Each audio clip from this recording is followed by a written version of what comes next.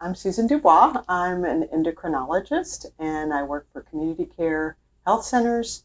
And I support this work. Mary and I have been working together for about 10 years now, working with the Texas Drive family. So I'm glad to be here today.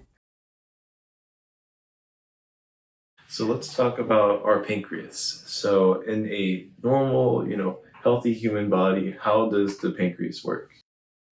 Our pancreas does two things that are really important. One is it makes digestive enzymes so that we can absorb all those wonderful nutrients from our food.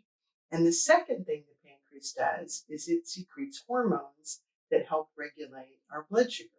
And there's more than one hormone. We think about insulin, but there's also a hormone called glucagon, and these are sort of balancing hormones. Insulin helps lower our blood sugar and take sugar into our cells so we can use that energy. And glucagon, actually, when our sugar's too low, brings it back up into safe range. So those two parts of the pancreas happen in different parts of the pancreas. So we have the alpha and beta cells for insulin and glucagon, and then we have the called the exocrine pancreas for the digestive function. And we learned in our Texas Rite classes that there's two types of diabetes, being type 1 and type 2. So how do each of these types of diabetes affect the pancreas? When we talk about diabetes, we typically are talking about the endocrine function, so that insulin glucagon response, not the digestive. But if you have chronic inflammation of your pancreas, you can also have disruption of both forms. But when we talk about type 1 diabetes, that is diabetes where you don't make any insulin. The beta cells that produce insulin have been destroyed, usually by the immune system, but there could be other factors, could be medications or something, but that's rare. Usually by the immune system, and the body cannot produce insulin at all.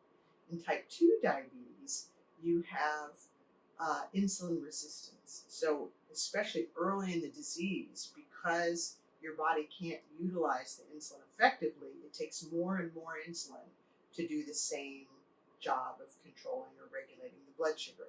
So you'll actually see patients have very high insulin levels, but they still have high blood sugar because the insulin cannot be effective.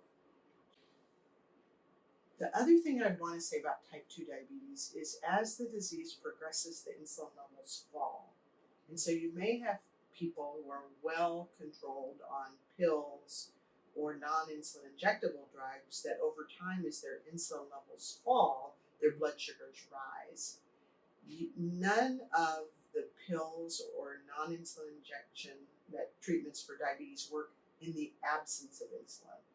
So if you're that far in your disease, you must have insulin and the other medications to control your sugar. And I just want to make that point because some people who come late in their disease to me say, can I get off insulin? And at that point, because they don't produce insulin, the answer is no. But if you come early on, often we can be successful with lifestyle changes or changing to some of the newer medications to get you off insulin. Thank you.